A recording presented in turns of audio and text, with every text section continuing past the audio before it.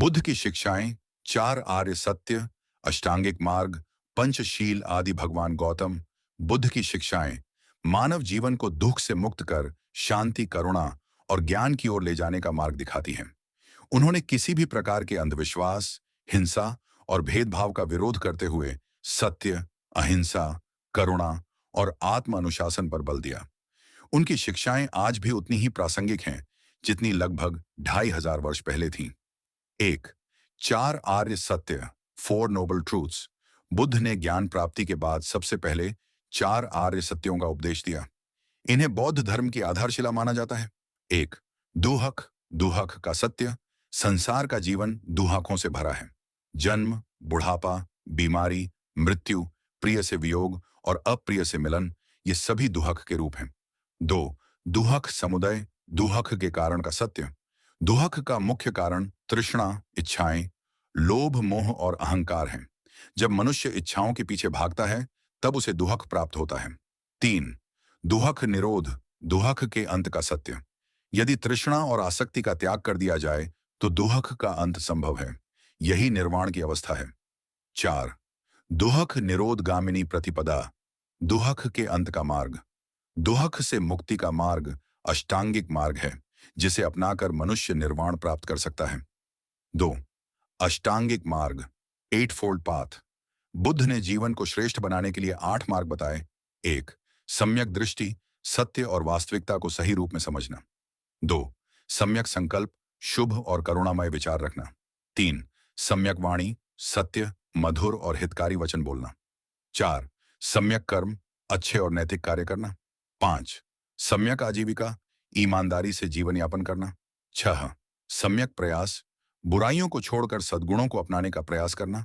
सात, सम्यक स्मृति, अपने विचारों और कर्मों के प्रति सजग रहना। आठ, सम्यक समाधि, ध्यान द्वारा मन को एकाग्र और शांत करना। तीन, पंचशील, 5 प्रिसेप्ट्स। गृहस्थ जीवन के लिए बुद्ध ने 5 नैतिक नियम बताए। एक, किसी भी प्राणी की हिंसा न करना। दो, चोरी न करना।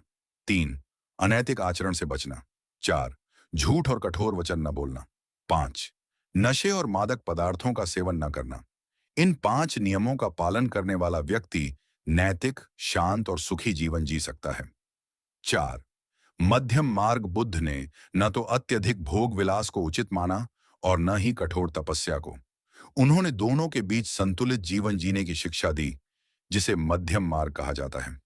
पांच, करुणा और मैत्री। बुद्ध ने सभी प्राणियों के प्रति प्रेम, दया और करुणा रखने का संदेश दिया।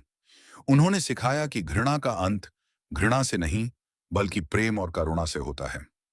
छह, अहिंसा। बुद्ध ने अहिंसा को जीवन का महत्वपूर्ण सिद्धांत माना। उन्होंने केवल शारीरिक हिंसा ही नहीं बल्कि मन और वाणी से भी किसी को कष्ट न पहुंचाने की शिक्षा दी। सात, कर्म और पुनर्जन्म। बुद्ध के अनुसार प्रत्येक व्यक्ति अपने कर्मों का स्वयं उत्तरदायी है। अच्छे कर्म अच्छे फल देते हैं और बुरे कर्म दुख का कारण बनते हैं, इसलिए सदैव शुभ कर्म करना चाहिए। आठ, आत्मनिर्भरता। बुद्ध ने कहा कि मनुष्य को अपने प्रयासों से ही सफलता और मुक्ति प्राप्त होती है। उन्होंने आत्मविश्वास, आत्मसंयम और निरंतर प्रयास पर बल दिया। नौ, ध्यान और साधना।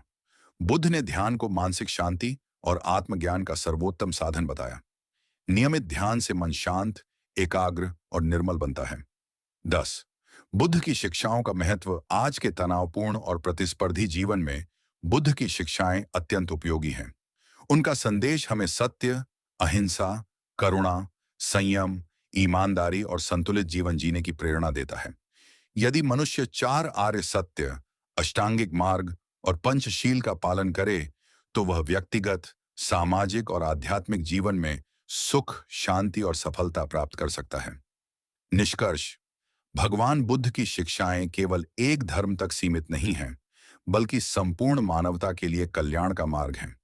उनका संदेश आज भी विश्व को शांति, प्रेम, सहिष्णुता और सद्भाव की दिशा प्रदान करता है। यदि चाहें, मैं इसे और भी विस्तृत, लगभग 5000 से 10,000 शब्द अध्याय के रूप में भी लिख सकता हूं। बौद्ध धर्म का प्रसार मानव इतिहास की सबसे महत्वपूर्ण सांस्कृतिक और आध्यात्मिक घटनाओं में से एक है। गौतम बुद्ध के महापरिनिर्वाण के बाद उनके शिष्यों ने उनके उपदेशों को दूर दूर तक पहुंचाया। समय के साथ बौद्ध धर्म भारत से निकलकर एशिया के अनेक देशों में फैल गया और विभिन्न परंपराओं का विकास हुआ। बौद्ध धर्म का प्रसार बुद्ध के महापरिनिर्वाण के बाद उनके प्रमुख शिष्यों ने संघ के माध्यम से उनके उपदेशों का प्रचार किया। सम्राट अशोक ने तीसरी शताब्दी ईसा पूर्व में बौद्ध धर्म के प्रसार में सबसे महत्वपूर्ण भूमिका निभाई। उन्होंने स्तूप, विहार और शिलालेख बनवाए तथा धर्म प्रचारकों को अनेक देशों में भेजा। अशोक के पुत्र महेंद्र और पुत्री संघमित्रा ने श्रीलंका में बौद्ध धर्म का सफलतापूर्वक प्रचार किया। बाद में बौद्ध धर्म म्यांमार, थाईलैंड, चीन, Japan, Korea, Vietnam, Nepal, Bhutan और मंगोलिया सहित अनेक देशों तक पहुंचा। बौद्ध धर्म की प्रमुख परंपराएं: एक, थेरवाद, हीनयान। ये सबसे प्राचीन परंपरा मानी जाती है। व्यक्तिगत साधना और निर्वाण पर विशेष बल देती है। प्रमुख देश: श्रीलंका, म्यांमार, थाईलैंड, लाओस और कंबोडिया। दो, महायान सभी प्राणियों के कल्याण और करुणा पर विशेष बल देती है। बोधिसत्व आदर्श इसकी प्रमुख विशेषता है। प्रमुख देश: चीन, जापान, कोरिया और वियतनाम। तीन, वज्रयान। इसे तांत्रिक बौद्ध परंपरा भी कहा जाता है। इसमें मंत्र, ध्यान और विशेष साधनाओं का महत्व है। प्रमुख क्षेत्र: तिब्बत, भूटान, मंगोलिया तथा हिमालयी क्षेत्र। बौद्ध धर्म की विश्व को देन, अहिंसा, करुणा और मैत्री का संदेश। जाति और ऊंच नीच का विरोध। शिक्षा, ध्यान और नैतिक जीवन पर बल।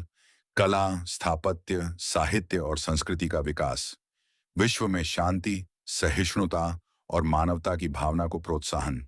निष्कर्ष: बौद्ध धर्म केवल एक धर्म नहीं, बल्कि जीवन जीने की एक व्यावहारिक और मानवीय पद्धति है। गौतम बुद्ध की शिक्षाएं आज भी सत्य, अहिंसा, करुणा और आत्म अनुशासन का मार्ग दिखाती हैं। विभिन्न परंपराओं में विकसित होने के बावजूद बौद्ध धर्म का मूल संदेश एक ही है: दुख का अंत, करुणा का विकास और समस्त प्राणियों के कल्याण का मार्ग।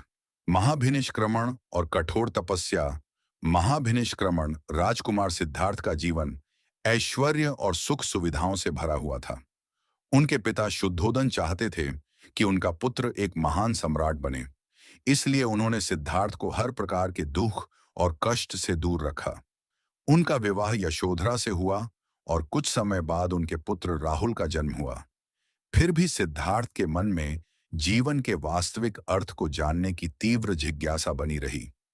एक दिन उन्होंने नगर भ्रमण के दौरान 4 ऐसे दृश्य देखे जिन्होंने उनके जीवन की दिशा बदल दी। पहला दृश्य एक वृद्ध व्यक्ति का था, दूसरा एक रोगी का, तीसरा एक मृत व्यक्ति का और चौथा एक शांत एवं प्रसन्न सन्यासी का। इन दृश्यों से उन्हें यह समझ आया कि संसार में जन्म लेने वाला प्रत्येक व्यक्ति बुढ़ापे, बीमारी और मृत्यु से नहीं बच सकता।